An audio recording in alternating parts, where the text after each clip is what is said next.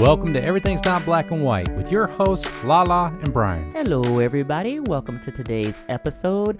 We are so thrilled to have today's guest with us.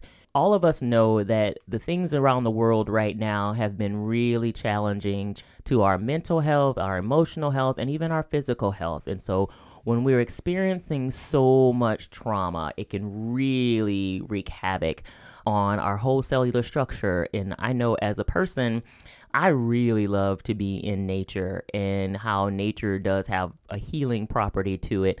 And so our next guest today is really going to be talking about how nature can help with trauma-informed care and how we are able to also give back to nature and help heal our world. So everybody, they, them, us, please welcome Tracy Teuscher to the Everything's Not Black and White podcast. Hi, Tracy. Welcome, Tracy. Hi, wee! Yay! Good morning, everyone. Thank you so much for welcoming me to your beautiful podcast. It's such an honor and a pleasure to be with you all today and with all of your listeners. Yeah, well, we're excited to have you. And I had the pleasure of meeting Tracy a couple months ago, and we've been talking, and I was just so impressed and blown away by her, not just her warmth and compassion, but just also her depth of knowledge. And I wanted to make sure we were able to share that with our audience. And so we're glad you are here. So why don't you start with a little bit of an introduction to who you are so our audience can get to know you a little bit better? I am by profession an accredited communicator. I've worked in the field of communications and consulting and branding for more than 20 years. I'm also certified in negotiation and conflict resolution because I think that it is extremely important for us as communicators to be especially equipped with those skills. And I'm also a certified naturalist and a certified ecotherapist. And some of the reasons that I have been called to develop these skills is because as a human being, I'm in that highly sensitive person category. I'm an empath. I have some gifts around being able to sense the felt life of nature. Mm-hmm.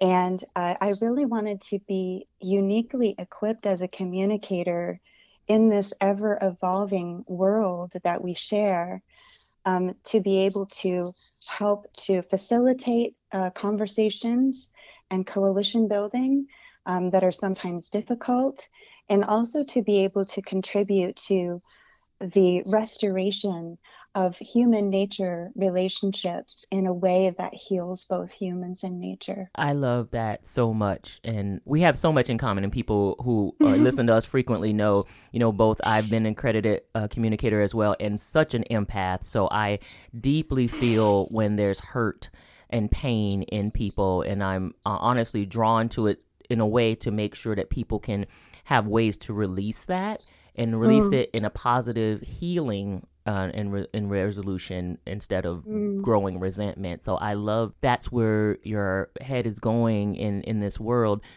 Did you know early on this was going to be a part of your work? Or how did you come to say, at what point in your life you were like, this is what I need to do. This is what I want to do. I have always known that my true calling and the future of my life was going to lead me into using and developing these skills and gifts around communication and interpretation and writing and poetry and nature healing and energy healing kinds of skills to be able to serve the wider community and to be able to serve the wider world. And it's been kind of a unique journey, like it is for many of us. It's been a unique sort of a journey that's brought me to this place where this process has been, for me, sort of undeniable and greatly expedited. Mm-hmm. I think that I reached a point after raising my daughter as a single mother and helping her move through the successful completion of her college experience and coming into this space where I was suddenly able I suddenly had the more time and more energy to be able to go into these deeper questions that had always resided inside me about my greater purpose, I started to feel what Dr. Martin Luther King Jr. calls the fierce urgency of now. And it became something that was undeniable for me. It was like, this is what you have to do, and you have to give it everything that you have, and you have to do it now. And everything that I'm learning about what's happening in the world and what's happening in our environment around the planet has been a constant affirmation of that voice inside me. Yeah, first of all, I just love all that aspect of how you're thinking through it, experiencing, not only your maternal instincts and what that meant to raise your daughter, but also thinking about the mothering of Mother Earth, right? I think about that a lot. So that maternal side of you is so relevant and beautiful. And it's a beautiful kind of line that kind of brings us to a thought around, when you think about the immense amount of trauma that we have been experiencing societally in the world, and not just in the human factor, but also ecologically, like you were talking about earlier, it's astonishing. Like, it's almost like it's so rampant that it's hard to even find moments of respite. And so I think a lot about your greater purpose and the ecotherapy pieces that you're talking about. Like, how is all of this trauma really affecting our bodies? And I'll say our bodies in totality, meaning our mental health, mind, body, spirit, the whole nine. I want to start by prefacing my answer to that question with sort of an entry point of context. We are, as human beings, we are the youngest species on the planet. We are the baby species. Mm-hmm. We have not been here that long. And when we think about this greater picture of who we are and what it means to be human, we have spent 99.99% of our evolutionary time in a state of mutualism and reciprocity and living in and into natural environments. We've only been in this highly developed technological sort of age of our evolution for an extremely short period of time. And so our bodies and our minds, and one can say even our spirits, our consciousness, cannot adapt to that rapid rate of change that quickly any more than our Earth Mother can adapt quickly enough to the ecological harm that is happening to the planet. And so what we've learned, this used to be, qualitative data, sort of self-reported information. And now the science has really come to show us that these things are absolutely true in terms of what is happening to our bodies and our minds. What happens is that we're sort of in this permanent, what's described as like a permanent condition of stress. Now, this is before we entered into persistent pandemic conditions and some of these compounding traumas, which I'll touch on in a moment. But we have a highly stressed systems as human beings. So I want you to think about this in two different ways. So we have this sympathetic nervous system, which is kind of the part of us that mobilizes our stress response. It's the part of our physiology that's responsible for that fight, flight, freeze response. And so what's happening when we are in these persistent conditions of stress is that sympathetic nervous system is overactive, and our parasympathetic nervous system, which is the part of our physiology that's responsible, it's called the rest and digest system. That part of us that allows us to go into a state of deep rest, deep relaxation, and where that healing and disease prevention can take place, that gets squashed. It sometimes, with too much persistent conditions of stress, it sometimes can be completely deactivated. That's when we're talking about things like burnout, right? And so what we're sort of collectively suffering from I don't know where all your listeners are listening from, but here in Western industrialized colonial capitalist culture, we are suffering from what is now being called the nature deficit disorder, because we are people of nature and we are nature. And we've sort of been sold this bill of goods by our culture that we are somehow separate from and other than, in a culture that has commodified people and planet for profit and devalued and depersonified both humans and the more than human to that end. And so here we are, just, sort of stepping into that sphere and sort of allowing ourselves to sit in that for a moment. This is just high level stuff right here, not to go too deep because I know we don't have a whole lot of time, but here we are now living together in this profound time of global cultural and ecological trauma that some psychologists are now calling the trauma sphere. Literally listening to a very beautiful psychologist and practicing ecotherapist over the weekend who really touched on this very deeply. And I think that we have to make space for that. I mean, I'm going to touch on a couple of things that we've all been experiencing, not to go too deep, and then I'm going somewhere with this, so just follow me for a second. So here we are, we're coming out of these persistent pandemic conditions, nearly 7 million lives lost. We're coming into this, just this week. I mean, I think the timing of this conversation is so incredibly deep because just this week on Monday, we have the IPCC releasing this incredibly profound report on the ways in which global warming is happening more rapidly than was originally forecasted in 2021 and 2022. The fact that we are now living in what I call the critical decade.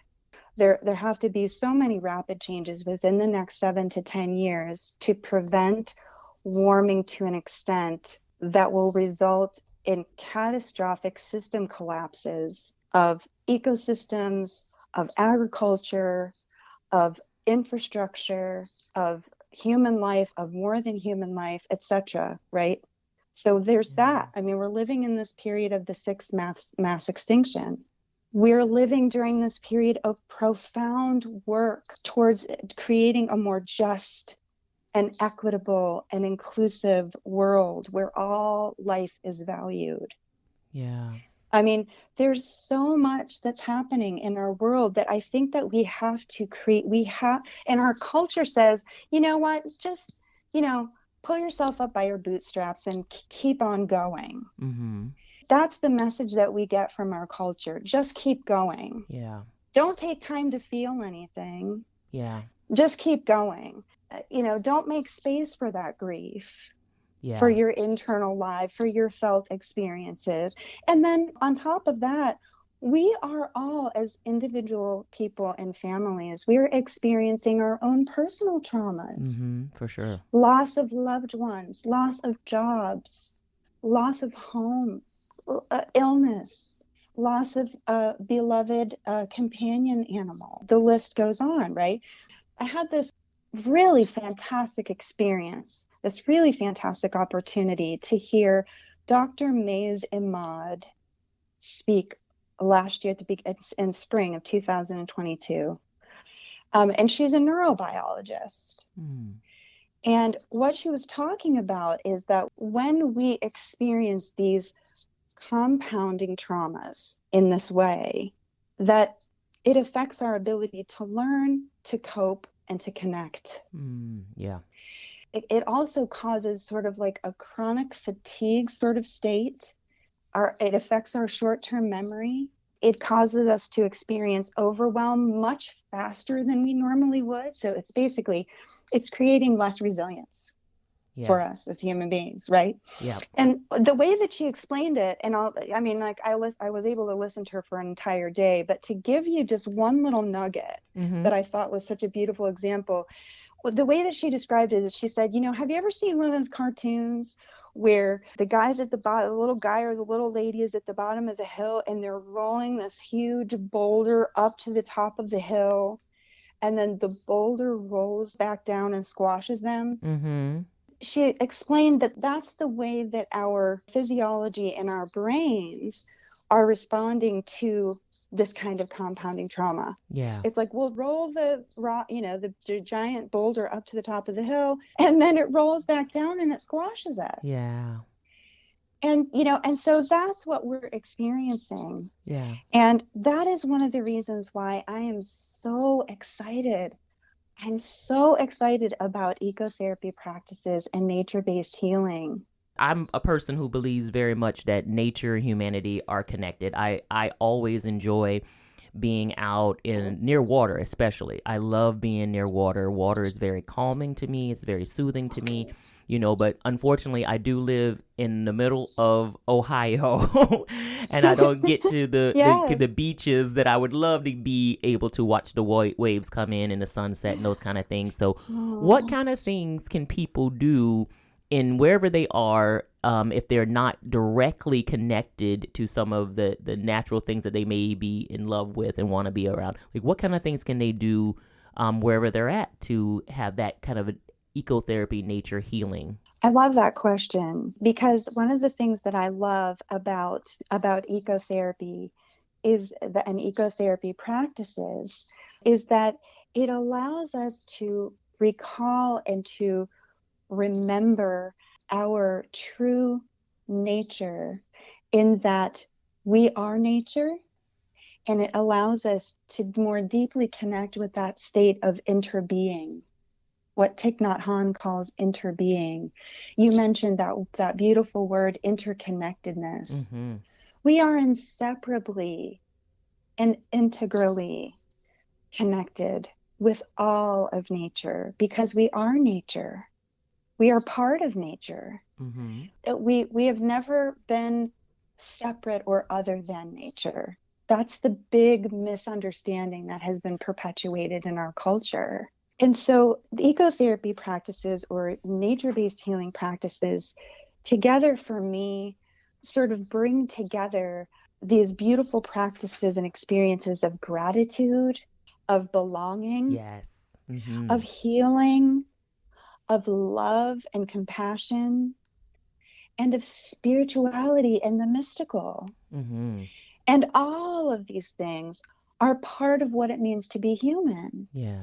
We don't, in our culture at least, we don't talk about it that way. Yeah.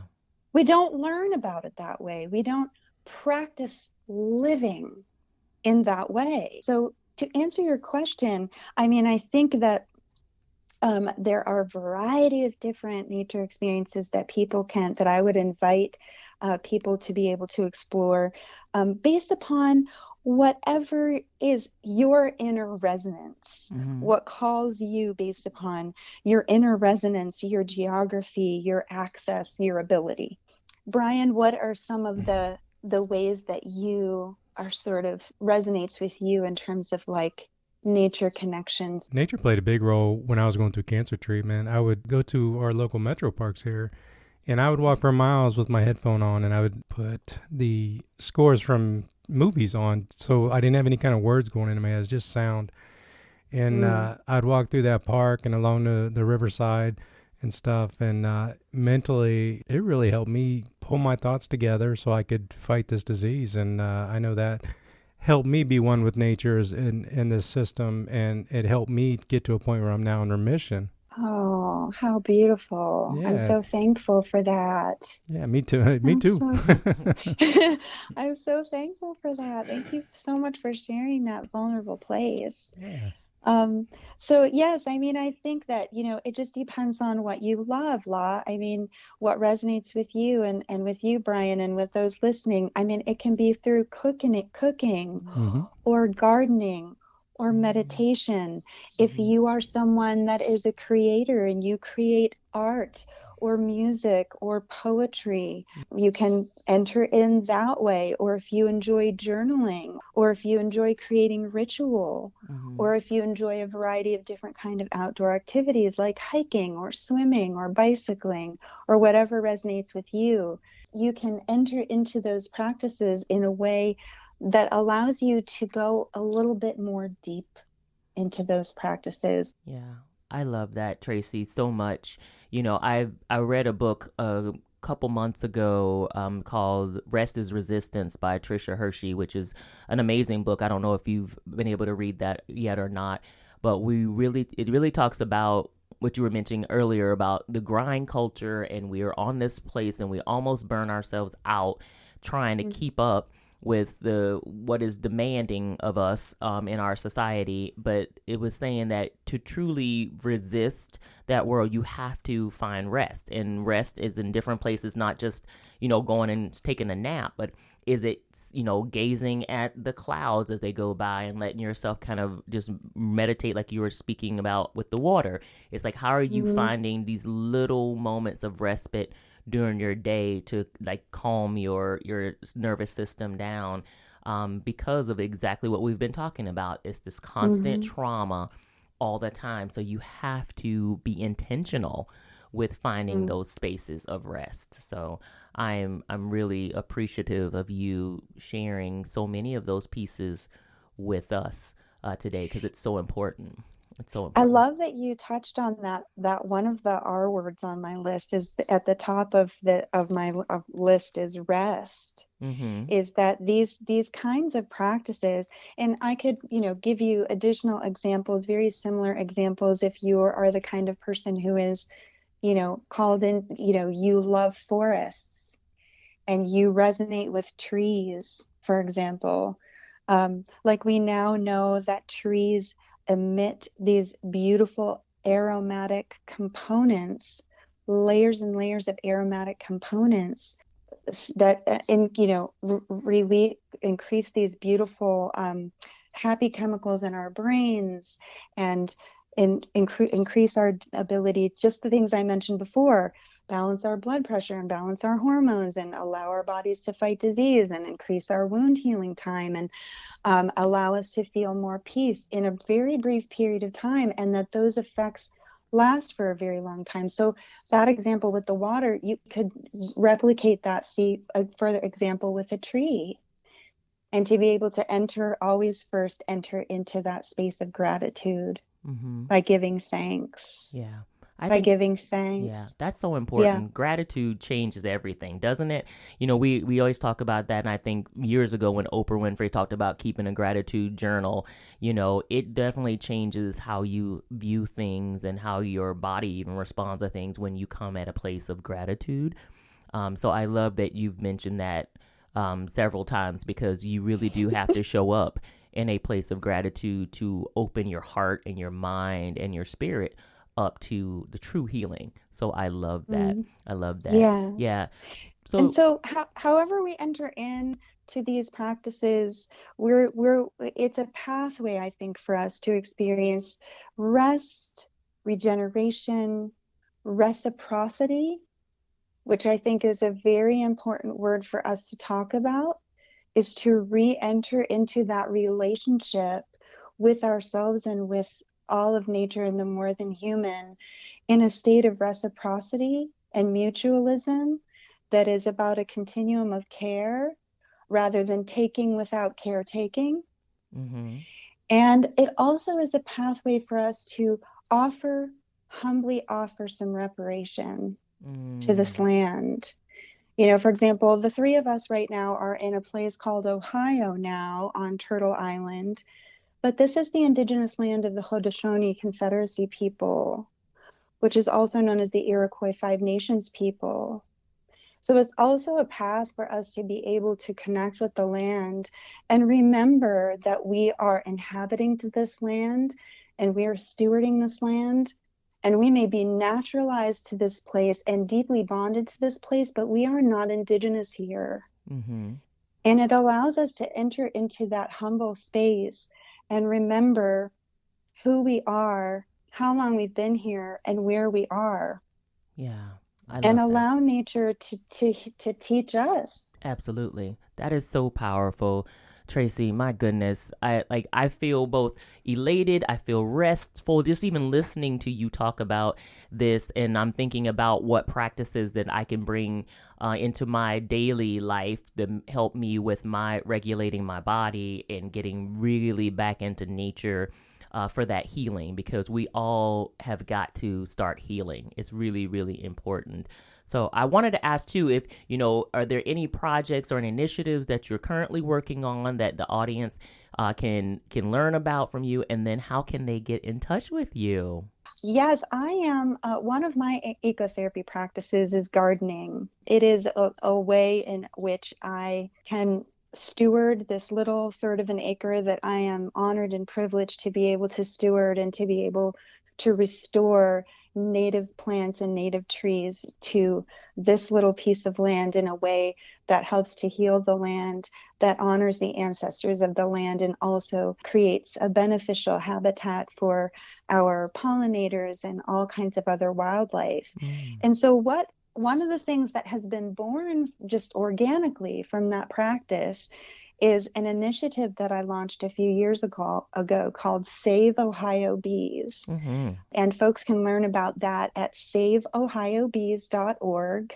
And it is a place that it is a living, breathing thing that is still, taking shape, and I hope forever will be. But it's a place where people in our bioregion can go to find free resources to learn about our native bees, which are vital to the sustainability of our ecosystems and our food chain, and the ways that they can restore or develop habitat in their own backyard, schools, and urban gardens.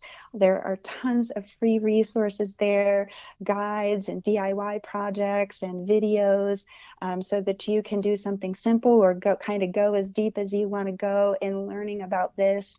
But that is one of the initiatives that I'm working on. Love that. And of course, folks can reach me at my professional home base online at my professional website, thebuzzmaker.com. I love that.